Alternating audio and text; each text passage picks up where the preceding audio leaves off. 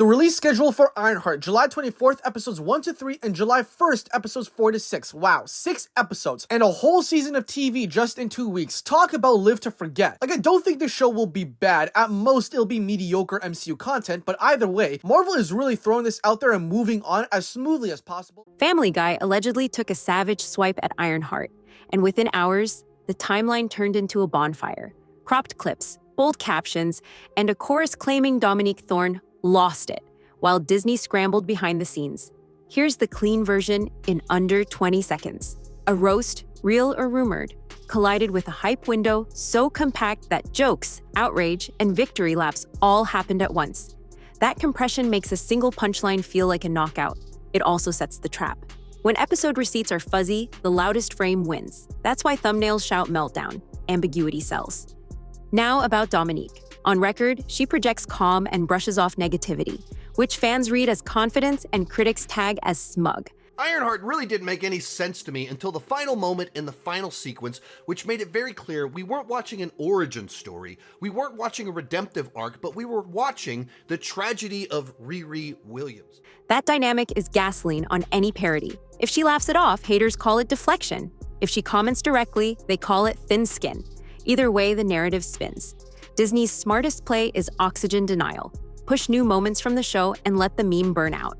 The question for tonight isn't whether a cartoon gag exists. It's why people want it to. Because if the roast lands, it validates a preloaded verdict about Marvel fatigue. And if it doesn't, the rumor still does the job. Stay with me, because the context flips the whole story tonight. Next, the receipts, and what Dominique would actually say. Dominique Thorne, I have seen all of the first 3 episodes of Ironheart. I love it. We have so much to discuss. Before we talk reactions, let's address the only thing that settles internet arguments: receipts. If a Family Guy jab truly aired, there should be an episode code and timestamp anyone can verify. That's the difference between a meme and a moment. Most posts are cropped edits with captions. The algorithm rewards confidence, not accuracy. Here's the test. When someone says, "Family Guy humiliated Ironheart," ask for the season, episode, and a time code. If they can't deliver, you're looking at vibes dressed as proof. How would Dominique Thorne play it if the bit is real? Yeah, he has been so supportive. Like, it's really been amazing because I do come from a family that loves the MCU. My baby brother was born just a few months before Iron Man came out, and so it's been a family affair ever since then. Her pattern leans unbothered. A light, breezy dismissal of noise, a pivot back to the work, and little appetite for a back and forth that becomes tomorrow's headline. Expect a wry emoji, a short quip, or silence. Each triggers the same cycle, because critics read calm as smug and label any answer a meltdown. If she laughs, they say she's dodging. If she clarifies, they say she's rattled. If she ignores it, they say she's hiding. Disney's move is oxygen denial. Flood new scene highlights and starve the rumor. Bottom line, this isn't mystery for drama's sake. We want receipts so you judge a joke, not a caption. If they land, we'll put them front and center. And yes, timing makes everything louder online. Next, why this specific roast, real or rumored, hits a nerve right now. This roast hits a nerve now because it collides with 3 forces at once: Marvel fatigue, culture war framing, and the algorithm's hunger for spectacle. I'm like, have you seen Ironheart? Did you guys watch Ironheart? Everyone gives me the same answer. Oh man, like I kind of like after Endgame, I kind of got off of Marvel, like, blah blah blah blah blah. You know what? You don't deserve to watch Ironheart, honestly. Audiences arrive preloaded with verdicts. A single punchline becomes a shortcut for what people already believe. Add the culture war lens, and a joke isn't just a joke. It's proof, ammunition, and a scoreboard for whichever side claims momentum. Then the platforms take over. Cropped edits with loud captions travel faster than context. That's the environment Dominique Thorne is walking into. Her public vibe reads unbothered, which supporters call confidence and critics brand aloof. Either way, it collides with the internet's demand that stars perform contrition. So when an animated show swings, people don't just ask, was it funny? They ask, will she crack? That question powers the clip economy. The first trailer for Ironheart has received 50% more dislikes than likes on YouTube. Okay, I get that not everyone asks for this show, but some of the hate feels way over the top. Some people are calling it woke, some are just tired of new characters taking over, and others just think it looks bad. Reaction channels cue thumbnails that scream meltdown. Commenters project the ending they want, and every calm line she offers gets reframed as a clapback. Meanwhile, Disney's optics, tight rollout corporate polish, feed the idea that ridicule is a righteous correction rather than a gag. Bottom line, the hour is primed for a roast to feel like a referendum on the show, the brand, and the actress's attitude. If that sounds overheated, it is. And that heat decides who wins the night online. Next, how a smart surgical response could diffuse it without fueling a fresh cycle. Here's the play that diffuses a viral roast without feeding it. Acknowledge the moment, control the frame, and pivot immediately to substance. Dominique can post a single, breezy line. Think parody is a rite of passage, paired with a still frame from the show and a neutral timestamp if one exists. That checks the receipts box while denying the meltdown thumbnail its oxygen.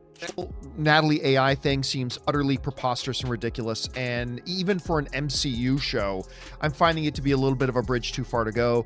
The heist crew, all lame. Every single one of them, all lame.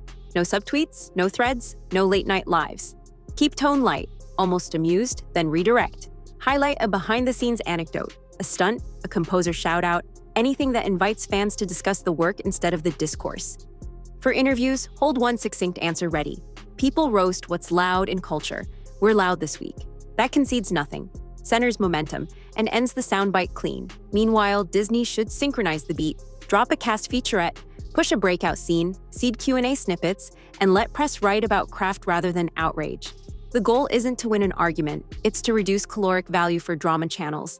If a clean episode code surfaces, pin it once, then stop repeating it. Repetition activates the meme. If no receipt appears, politely say you haven't seen the aired bit and move on. It's all ego. You would never find me with an ego like that, not with my fallopian tube. Attention is a currency. Spend it on things that live longer than a punchline. If you must quip, keep it 7 words or fewer. Smile, post, disappear, then log off. Like and subscribe if you want receipt first, no fluff breakdowns. The signal helps the algorithm and tells me what to dig into next. Here's how a backlash spiral actually looks when Dominique pushes back, because we've seen versions of this before. Hour 1, a clip joke circulates. Hour 2, a quote card claims she can't take criticism. Hour 3, she posts a crisp one-liner that reads cool to fans but sharp to haters. Hour 4, the line is ripped from context and re-uploaded with caps, arrows, and meltdown in the thumbnail. By hour 6, blogs pick up the echo and the narrative calcifies. The common mistakes are familiar: matching the internet's volume, replying to obvious bait, or sounding like you're lecturing the audience about taste. Even a breezy, "we're good over here," can scan as smug when people want contrition, not confidence. If she laughs at the jab, they say she's dodging. If she clarifies, they say she's rattled. If she ignores it, they say she's hiding. The trick isn't to win the argument, it's to refuse the frame.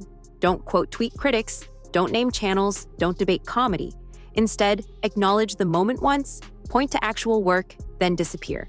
What calms the fire fastest is scarcity, one line, one pin, one exit. When the star overshares, the internet rewards escalation.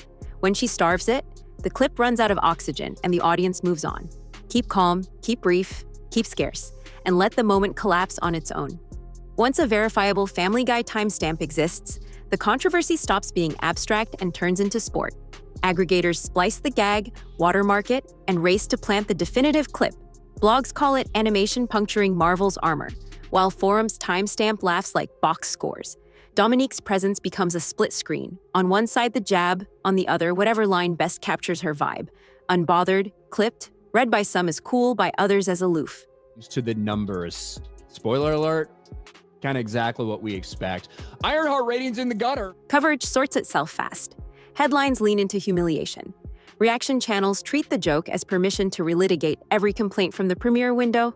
Stan accounts counter-program with favorite scenes, fan edits, and cast moments. Disney is portrayed as calculating, not panicked, pushing featurettes, posting composer reels, and letting the calendar nudge conversation forward. The punchline matters less than the scoreboard effect. A confirmed roast becomes a shorthand people cite in arguments, a receipt to drop in replies. The meme stabilizes because the receipt stabilizes it. Attention spikes, but it also matures. Takes grow smarter as people compare the joke with specific scenes, shifting talk from, "Did this happen?" to "What does it mean?" In that space, Dominique is read less through rumor and more through demeanor, tone, and timing. A brief remark reads as brand, not battle cry. Silence reads as poise, not retreat. The clip still loops, but the narrative finally has boundaries. When no verifiable timestamp appears, the clip becomes a ghost story. Many swear they saw but can't prove. Captioned edits multiply, each with a different crop. Uncertainty replaces evidence. The platform rewards confidence, so the boldest phrasing climbs. The conversation shifts from facts to vibes. People argue about what the joke was, what it meant, and how the actress reacted. Dominique's image is constructed by proxy. Thumbnails shout that she lost it, while the only on-record tone many recall is calm, clipped, and unbothered. That friction fuels narrators, who read composure as arrogance and pauses as guilt. Blogs cover the discourse itself, not an episode. Reaction channels debate edits as if they were receipts. Forums chase screenshots of screenshots.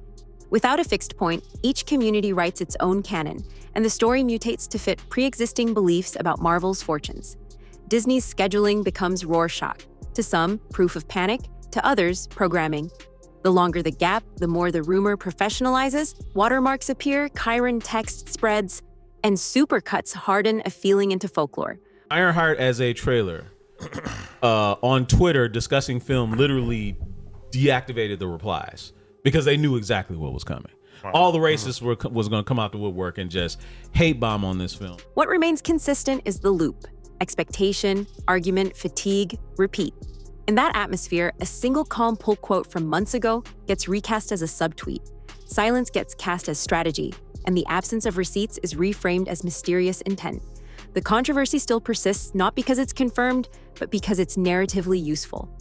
Let's game out the worst-case reaction loop, because this is where Dominique has stumbled before.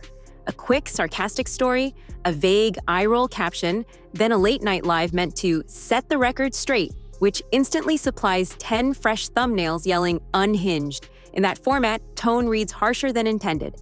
Interruptions feel combative, and a single clipped sentence becomes the headline. Add a defensive Q&A, "Did you even watch?" And critics frame it as punching down. The next beat is the quote tweet reply to a small account, which elevates it into prime time and turns one snarky post into a day-long brawl. Finally, the Tidy Notes app statement arrives. But by then, the narrative is frozen. She snapped, Disney panicked, and the Family Guy bit looks prophetic. The way out is mechanical, not emotional. No lives, no threaded rebuttals, no second-day clarifiers. If anything must be said, make it 7 words, smile, then leave. Pair that scarcity with a scheduled drop, a behind-the-scenes clip or cast moment that gives fans something else to share. Let colleagues handle the spice while she stays high altitude. Remember, the internet rewards escalation with reach. It rewards restraint with time. The moment you refuse the performative fight, the algorithm looks away. Picture the worst-case corporate playbook. The Family Guy gag gets traction, and instead of closing ranks, Disney pivots into antagonism toward Dominique. Trade leaks appear quoting studio insiders, alleging she's difficult to market and off-message, setting a scapegoat narrative without fingerprints. Press invites shift overnight, roundtables she was promised vanish, co-stars are pushed forward as the new faces, and key art gets refreshed with her presence softened in thumbnails and copy. You were having conversations about something that you did not watch, which comes down to being racist and sexist, right? I think a lot of people had their opinion on her being black and portraying the next Tony Stark. PR memos emphasize ensemble. Interviews steer toward the showrunner, and a chilling line sneaks into coverage. Creative differences on the press strategy. Internally, guidance discourages staff from amplifying her posts. Externally, a lawyered statement praises the team while implying individual comments online distracted from the work. That frame gets recycled by blogs and reaction channels until it eventually calcifies as truth. Agents start fielding calls about tone. Brand partners go cold. A rumor blooms that reshoots are planned to rebalance focus. Dominique's sentences are reinterpreted as defiance, and if she answers once, the feedback loop screams combative. If she stays quiet, they read non-cooperative. Meanwhile, the algorithm devours the split screen, studio posture versus star posture, each update treated as a scoreboard. The reputational damage outlasts the meme. Scapegoat stories stick. In that world, the clip isn't the fire, it's the match. The fuel is corporate distance, and the smoke follows her into every headline. Here's where the story lands. Whether the Family Guy jab is real or just a ghost clip people say they saw, circulating online and off, the internet crowned a winner before the bell, and Dominique got drafted as either the villain or the vibe, depending on who you follow. If a timestamp appears, the discourse hardens into scorekeeping. If it doesn't, the rumor keeps paying rent because it flatters narratives of Marvel fatigue. Either way, the stakes outlive the meme now.